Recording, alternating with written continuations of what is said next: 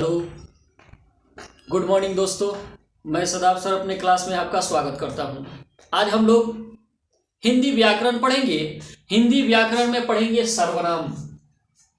सर्वनाम पढ़ेंगे।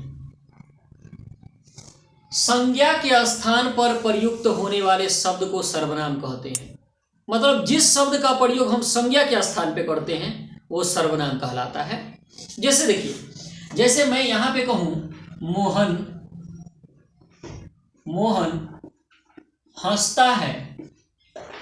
मोहन हंसता है तो यहां पे संज्ञा है मोहन। मैं इसी बात को मोहन हंसता है नहीं बोल के मोहन के जगह पे वह लगा दूं, वह हंसता है, तो यहां पे वह जो हो जाएगा इस संज्ञा के स्थान पे प्रयुक्त हुआ है, ये सर्वनाम कहलाएगा। बात समझ में आए? देखिए, हम लोग संज्ञा का भेद पढ़े हैं 5, एक मुट्ठी ना। आज हम लोग सर्वनाम के एक भेद को बढ़ाएंगे। इसमें सर्वनाम का एक और भेद बढ़ जाएगा, यानी कि संज्ञा के 5 भेद होते हैं और सर्वनाम के 6 भेद होते हैं। मेरा 5 उंगली और एक मेरा मार्कर, ये 6 याद रखना है। सर्वनाम के कितने भेद हैं? तो सर्वनाम के 6 भेद होते हैं। सर्वनाम के भेद, सर्वनाम के भेद यानी कि सर्वनाम के प्रकार। देखिए, सर्वनाम के 6 भेद होते हैं। कौन कौन से सर्वनाम के भेद हैं? 6 भेद। उन भेदों के बारे में हम लोग जानते हैं। सबसे पहले आता है पुरुषवाचक सर्वनाम। पुरुषवाचक सर्वनाम। 2 नंबर पे आता है निश्चयवाचक सर्वनाम। 3 नंबर पे आता है अनिश्चयवाचक सर्वनाम। 4 नंबर पे आता है संबंधवाचक सर्वनाम। 5 नंबर पे आता है निजवाचक सर्वनाम। और 6 नंबर पे आता है प्रश्नवाचक सर्वनाम। ये सर्वनाम के 6 भेद होते हैं। पुरुष, निश्चय, अनिश्चय, संबंध, निज, प्रश्न। याद कर लेना है आपको। पुरुष, निश्चय, अनिश्चय, संबंध, निज, प्रश्न। पुरुषवाचक सर्वनाम, निश्चयवाचक सर्वनाम, अनिश्चयवाचक सर्वनाम, संबंधवाचक सर्वनाम, निजवाचक सर्वनाम, प्रश्नवाचक सर्वनाम। आइए इनके बारे में एक एक करके हम चर्चा कर लेते हैं। इन 6 भेद के बारे में हम चर्चा कर लेते हैं। देखिए, परिभाषा लिखने की कोई आवश्यकता आपको नहीं है। आपके एग्जाम में परिभाषा नहीं पूछा जाता है। आप सर्वनाम को समझने का प्रयास करिए। शब्दों से आप परिभाषा को निकाल सकते हैं। देखिए, पुरुषवाचक सर्वनाम। पुरुषवाचक सर्वनाम में यानी कि जिस सर्वनाम से बोलने वाला, सुनने वाला, जिसके बारे में बात किया जाए, तीनों का बोध होगा, उसे पुरुषवाचक सर्वनाम कहेंगे। बोलने वाला, सुनने वाला, जिसके बारे में बात किया जाए, इन तीनों का बोध होगा तो पुरुषवाचक सर्वनाम कहलाएगा। ये पुरुषवाचक सर्वनाम जो होता है, इसके 3 प्रकार होते हैं। पुरुषवाचक सर्वनाम के 3 प्रकार होते हैं। पहला होता है उत्तम पुरुष, दूसरा होता है मध्यम पुरुष, और तीसरा होता है अन्य पुरुष।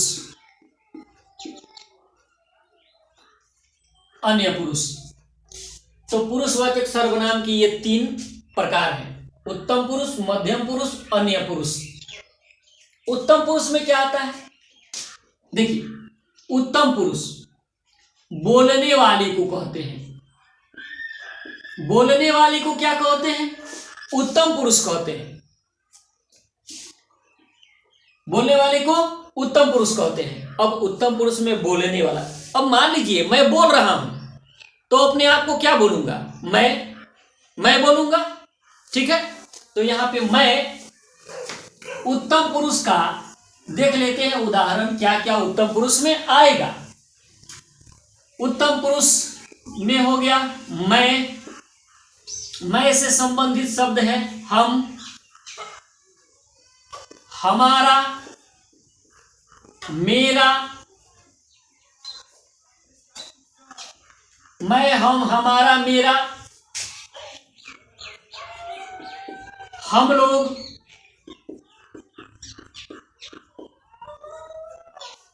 और भी इसमें आता है उत्तम पुरुष में। खैर इतना आपको उत्तम पुरुष में याद रखना है। क्या क्या आता है मैं समझा रहा हूं आपको, समझिए। कारक चिन्ह के अनुसार मैं इसको समझा दे रहा हूं। मैं, हम दोनों, हम लोग, मुझको, हम दोनों को, हम लोगों को, मेरे लिए, हम दोनों के लिए, हम लोगों के लिए, मुझसे, हम दोनों से, हम लोगों से, मेरा, हम दोनों का, हम लोगों का, मुझ में, मुझ पर, या हम दोनों में, हम दोनों पर, या हम लोगों में, हम लोगों पर। इस प्रकार का कोई भी शब्द जो आएगा, मैं हम से संबंधित, ह से संबंधित, देखिए ह से हम, ह से हमारा, ह से हम लोग, मेरा, तो मैं, हम, मैं, ह और मेरा, इससे संबंधित जितना आ जाएगा शब्द ये सर्वनाम में आएगा। किस में? उत्तम पुरुष में आएगा। पुरुषवाचक सर्वनाम का उत्तम पुरुष में आता है। अब आ रहा मध्यम पुरुष। तो मध्यम पुरुष सुनने वाले को, मध्यम पुरुष किसे कहा जाता है? सुनने वाले को मध्यम पुरुष कहते हैं, सुनने वाले को। तो सुनने वाला, मान लीजिए मैं बात कर रहा हूं, जो सुन रहा है उसको मैं क्या बोलूंगा? तुम। तो ये तुम से शुरू होता है मध्यम पुरुष। तो मध्यम पुरुष में हो जाएगा तू, तुम, तुम लोग,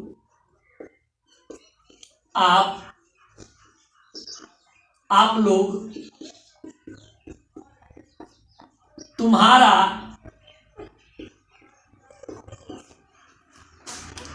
और भी इसमें आ जाएगा।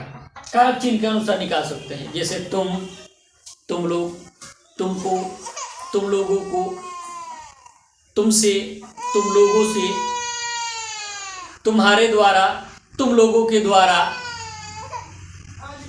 तुम में, तुम पर, तुम लोगों में, तुम लोगों पर, ये मध्यम पुरुष में आएगा। अब आता है अन्य पुरुष। तो जिसके बारे में कुछ कहा जाए, जिसके बारे में कुछ कहा जाए, कुछ कहा जाए। आप मान लीजिए दो व्यक्ति बैठे हैं, किसी के बारे में चर्चा कर रहे हैं, तो जिसके बारे में आप चर्चा कर रहे हैं वो क्या कहलाएगा? अन्य पुरुष कहलाएगा। आप जिसके बारे में चर्चा कर रहे होते हैं, जिसके बारे में बात कर रहे होते हैं, मान लीजिए किसी दो व्यक्ति बैठा है, तीसरा का शिकायत कर रहा है, तो तीसरा जिसका शिकायत कर रहा है वो तीसरा हो गया कौन पुरुष? अन्य पुरुष हो गया। जैसे देखिए अन्य पुरुष में इसका उदाहरण ले लेते हैं। अन्य पुरुष का, वह, वे लोग, उसका, उनका, उसकी, ये अन्य पुरुष में आएगा। तो अन्य पुरुष में और भी हो जाएगा, वह, वे लोग, उसको, उन लोगों को, उससे, उन लोगों से, उसके लिए, उन लोगों के लिए, उसका, उसके, उसकी, उन दोनों का, उन दोनों के, उन दोनों की, उन लोगों का, उन लोगों के, उन लोगों की, उसमें, उस पर, उन लोगों में, उन लोगों पर, किस में आएगा? अन्य पुरुष में। तो ये अन्य पुरुष हो गया। अब ये पूरा मिलकर के जितना उदाहरण देख रहे हैं, ये जितना उदाहरण देख रहे हैं उत्तम पुरुष का, मध्यम पुरुष का, अन्य पुरुष का, ये सब उदाहरण किस में आता है? पुरुषवाचक सर्वनाम में आता है। ये सर्वनाम कहीं पे दिख जाए समझ जाइए कौन सर्वनाम है, पुरुषवाचक सर्वनाम है। पुरुषवाचक सर्वनाम क्लियर हो गया। आगे बढ़ते हैं। नहीं समझ में आए कमेंट्स करके बता देना है कि समझ में आ रहा कि नहीं आ रहा। अब आता है निश्चयवाचक सर्वनाम। तो जिससे किसी वस्तु या व्यक्ति के निश्चितता का बोध हो उसे निश्चयवाचक सर्वनाम कहते हैं। यानी कि वस्तु भी होगा निश्चित है, व्यक्ति भी होगा निश्चित है, निश्चितता का बोध होगा। लेकिन इसमें जो भी वस्तु या व्यक्ति होगा आपके सामने, आंखों के सामने होगा, या तो आपके नजदीक होगा या आपसे थोड़ा दूरी पर होगा, लेकिन आपके सामने ही होगा। ऐसा नहीं कि कहीं और है, नहीं, ऐसा बात नहीं है। देखिए इसका उदाहरण हो जाएगा वह, उसके बाद यह से शुरू करते हैं, यह, वह, ये, वे। अच्छा एक चीज आप इंग्लिश में पढ़े होंगे, थोड़ा उसी से समझ लेते हैं इसको। इंग्लिश में एक चीज पढ़े आप लोग, दिस, दैट, दीज, दोज पढ़े हैं ना। तो दिस, दैट, दीज, दोज का प्रयोग हम जो पढ़े हैं वही इंग्लिश का दिस, दैट, दीज, दोज, ये हिंदी में यह, वह, ये, वे कौन सर्वनाम है? निश्चयवाचक सर्वनाम। तो दिस, दैट का प्रयोग किया जाता है नजदीक स्थित वस्तु के लिए जो आंखों के सामने है, दूर स्थित वस्तु के लिए जो अभी आंखों के सामने है। उसी प्रकार से ये वाला यह, वह का प्रयोग हम करेंगे उन वस्तुओं के लिए जो हमारे आंखों के सामने है, या तो नजदीक है या दूर है, लेकिन आंख के सामने, आंख से ओझल नहीं है, आंख के हमारे सामने। ठीक है। या ये, वे इसी का बहुवचन में हो जाता है, ये भी, यह का बहुवचन ये, वह का बहुवचन वे हो जाता है। तो आप कहिएगा कि सर इसमें वह, देखिए आप इसमें वह, अन्य पुरुष में भी वह है, और इसमें आप बता रहे हैं कि निश्चयवाचक में भी, निश्चयवाचक सर्वनाम में भी वह है। तो हमको कैसे पता चलेगा कि कौन अन्य पुरुष यानी कि कौन पुरुषवाचक सर्वनाम है और कौन निश्चयवाचक सर्वनाम है? कैसे पता चलेगा? पता चलेगा बिल्कुल। देखिए ये वह कहने से बोध होता है कि आपके सामने कोई है, आपके आंखों के सामने है, उसको आप देख रहे हैं, आपसे दूरी पर है। और ये वह कहने का मतलब क्या हुआ? आपके आंख के सामने नहीं है, वह लड़का है, वह लड़का है, इशारा करें, वह लड़का है, देख लिए मेरे आंख के सामने वो लड़का है, वह लड़का है। ठीक है, आंख के सामने। तो यहाँ पे वह जो आ गया, ये वह जो कि आंखों के हमारे सामने है, यह हो गया निश्चयवाचक सर्वनाम। लेकिन जो नहीं है, कहा जाए कि मैंने कल एक लड़के को देखा वह गा रहा था, मैंने कल एक लड़के को देखा वह गा रहा था। अभी आंख के सामने नहीं है, अभी आंख के सामने नहीं है, लेकिन मैं कहूं यह मार्कर है, देखिए आंख के सामने है, हम दिखा रहे हैं, आंख के सामने है, मार्कर है। तो ये यह वह का बोध, मतलब ये यह वह जो होगा निश्चयवाचक सर्वनाम में आएगा कब? जब नजदीक स्थित कोई वस्तु है या दूर स्थित वस्तु है, आंखों के सामने है तो निश्चयवाचक है। आंखों के सामने नहीं, आंख से दूर है, कहीं और है, तो वो आ जाएगा किसमें? पुरुषवाचक सर्वनाम में। क्लियर है? आइए आगे बढ़ जाते हैं। अनिश्चयवाचक सर्वनाम, तो जिस सर्वनाम से किसी वस्तु या व्यक्ति के निश्चितता का बोध नहीं होता है, मतलब निश्चित नहीं हो पाता है कि कितना व्यक्ति है और चाहे कितना वस्तु है, वो निश्चित नहीं हो पाता है। 1 है, 2 है, 10 है, 20 है, कौन नहीं है, कोई भी निश्चित नहीं हो पाता है। जैसे में कुछ शब्द का हम प्रयोग करते हैं अनिश्चयवाचक सर्वनाम के रूप में, कुछ शब्द का प्रयोग करते हैं। आइए कुछ शब्द वे हो गया, कुछ, किसी, कोई, ये क्या है? कुछ, किसी, कोई क्या है? अनिश्चयवाचक सर्वनाम है, अनिश्चयवाचक सर्वनाम। इससे न किसी वस्तु के निश्चितता का बोध होता है और न किसी व्यक्ति के निश्चितता का बोध होता है, इसलिए इसका नाम पड़ गया अनिश्चयवाचक सर्वनाम। अब जैसे देखिए मैं बोलूं कोई वहां था, आखिर कौन था? बोध हो रहा, कुछ निश्चितता का नहीं हो रहा। कुछ लड़के वहां खड़े हैं, आखिर कितने लड़के खड़े हैं, निश्चितता का बोध हो रहा, नहीं हो रहा है। कुछ लाओ, आखिर क्या लाओ, क्या लाओ, निश्चितता का बोध तो नहीं हो रहा है, तो निश्चितता का इसमें बोध बिल्कुल नहीं होगा। याद रखना है ये 3 शब्द। कुछ, किसी, कोई, अगर किसी वाक्य में आ जाए टिक आउट कर देना है, अनिश्चयवाचक सर्वनाम है। क्वेश्चन पूछा जाता है किसी ने मेरी कलम चुराई, इस शब्द में किसी कौन सा सर्वनाम है? तो इस शब्द में किसी कौन सा सर्वनाम हो जाएगा? कौन सा सर्वनाम देख लीजिए आप, अनिश्चयवाचक सर्वनाम। कह दिया, अगर मान लीजिए कह दिया कल मैंने, या कहा जाए मैंने राम को देखा, मैंने राम को देखा, वह हंस रहा होगा। मैंने राम को देखा, वह हंस रहा होगा, कहीं और होगा बेचारा वह, यहाँ का वह जो है पुरुषवाचक सर्वनाम है। लेकिन मैं कहूं कि वह लड़का सुंदर है, चाहे वह लड़की सुंदर है, तो यहाँ का वह जो आ रहा है यानी मेरे आंखों के सामने है, तो ये कौन सा सर्वनाम हो जाएगा? निश्चयवाचक सर्वनाम हो जाएगा। याद रखना है, भूलना नहीं है, कंफ्यूज नहीं होना है।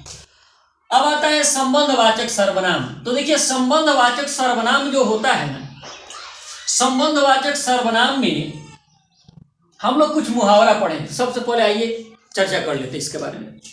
हम लोग कुछ मुहावरा पढ़े हैं, जिसकी लाठी उसकी भैंस। तो यहां पे जो शब्द आता है जिसकी लाठी, यहां पे भर दीजिए, उसकी यहां पे भैंस लिख दीजिए। तो जिसकी लाठी उसकी भैंस, इसमें जो शब्द आ रहा है जिसकी उसकी, ये क्या कर रहा है? 2 वाक्यों को आपस में कनेक्ट कर रहा है, जोड़ रहा है ना, मिश्रित वाक्य है अर्थात ये। तो जिसकी लाठी उसकी भैंस, ये जिसकी उसकी शब्द जो आया, यही शब्द क्या है? संबंधवाचक सर्वनाम है। और भी एग्जाम्पल देख लेते हैं हम लोग, और भी एग्जाम्पल देख लेते हैं। कहते हैं जैसी करनी वैसी भरनी। तो यहां पे जैसी वैसी जो शब्द आया, यही क्या है? संबंधवाचक सर्वनाम है। अच्छा, जो सोया सो खोया, जो सोया सो खोया, जो जागा सो पाया। तो यहां पे जो सो जो शब्द आया है, यही शब्द क्या है? संबंधवाचक सर्वनाम है। बात समझ में आया कि नहीं आया? जहां वहां ना, तो जिसकी उसकी जैसी वैसी, जो सो जहां वहां, जैसा वैसा, जैसे को तैसा, तो ये सब संबंधवाचक सर्वनाम में आ जाता है। आइए अगला सर्वनाम मैं आपको बता रहा हूं, यहाँ थोड़ा जगह नहीं है। निजवाचक प्रश्नवाचक 2 बताना है, 4 नंबर हो गया। 5 नंबर आपको बताना है निजवाचक सर्वनाम के बारे में। आइए निजवाचक सर्वनाम को हम पढ़ लेते हैं। निजवाचक सर्वनाम, देखिए निजवाचक सर्वनाम से किसी कर्ता जो है स्वयं के ऊपर क्रिया करने लगता है निजवाचक सर्वनाम में। अब निजवाचक सर्वनाम में एक शब्द आता है आप। इस आप का मतलब क्या हुआ? स्वयं या खुद। अब आप कहिएगा कि सर यहाँ पे आप लिखे हैं और यहाँ पे भी आप बता रहे हैं कि आप, तो हमको कैसे लगेगा कौन पुरुषवाचक सर्वनाम का आप है और कौन निजवाचक सर्वनाम का आप है?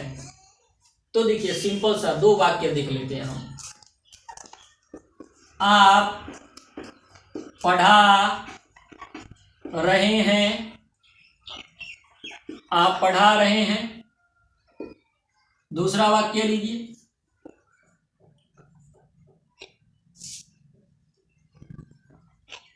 वह आप ही यहां आया।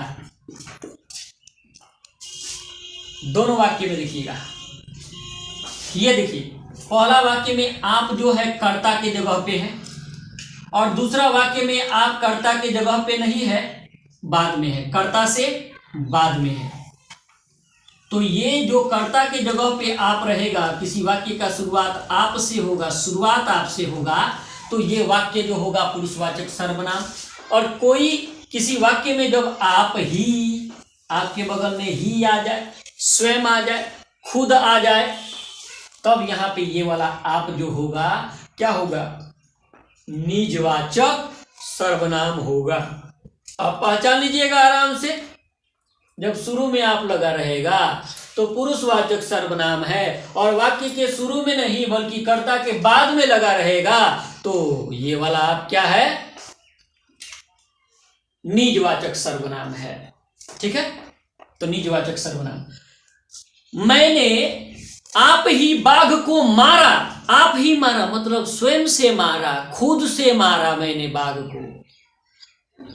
तो यहाँ पे आप शब्द आ जाए जब, सिंपल पहचाने का आपको हम ट्रिक बता दिए। यहाँ पहचान लीजिएगा, ये आप और ये आप दोनों में फर्क है।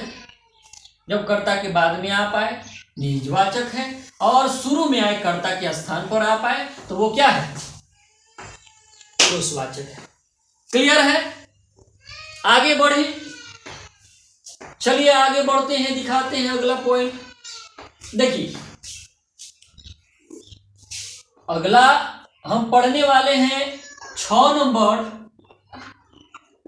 प्रश्न वाचक सर्वनाम।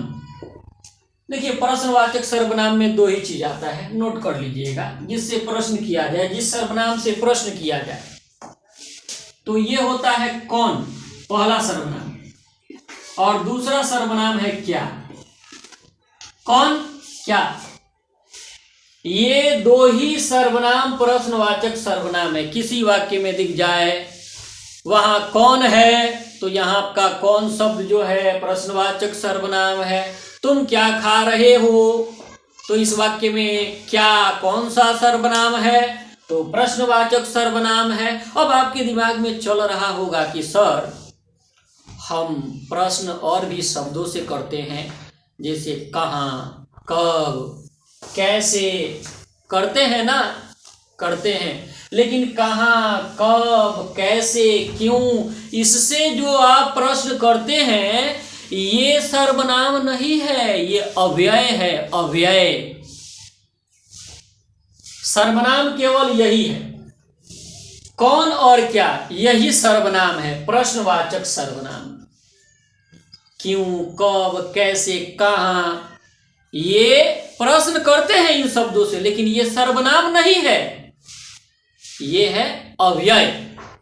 हम किसके बारे में पढ़ रहे हैं, तो हम लोग सर्वनाम के बारे में पढ़ रहे हैं। तो अव्यय क्या करने आएगा यहाँ पे की, बताइए।